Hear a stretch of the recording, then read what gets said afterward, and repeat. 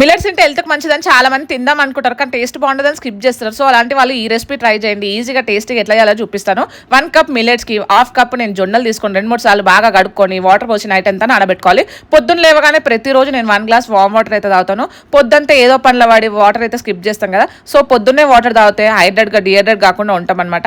ఇంకా నేనైతే నైట్ అంతా నానబెట్టుకున్న మిల్లెట్స్ని మిక్సీ జార్లో వేసుకొని మెత్తగా పేస్ట్ అయితే చేసుకున్నాను. మిల్లెట్స్ ఎప్పుడైనా సరే 8 అవర్స్ నానాలి, అప్పుడే మనకు డైజెషన్ అవుతుంది, ఒంటికి పడుతుంది. లేదంటే డైరెక్ట్ తిన్నాం అనుకోండి ఇండైజెషన్ అవుతుంది, తిన్నా కూడా వేస్ట్ అనమాట. ఇంకా నేను ఎత్తగా పేస్ట్ పట్టేసుకుని దాంట్లో జీలకర్ర, ఉప్పు, కొత్తిమీర, ఆనియన్ వేసుకున్నాను. పచ్చిమిర్చి కూడా వేసుకోవచ్చు, కాకపోతే మా ఇంట్లో పిల్లలు తింటారు కాబట్టి పచ్చిమిర్చి అయితే నేను వేయలేను. ఇంకా మంచిగా మిక్సీ చేసుకొని గుంట పొంగల్ అలాగా వేసేసుకోవడం అనమాట. దీంతో మనం అట్టు కూడా వేసుకోవచ్చు, కాకపోతే మా గగన్ గాడు ఒకటే బోండలు అంటుండు.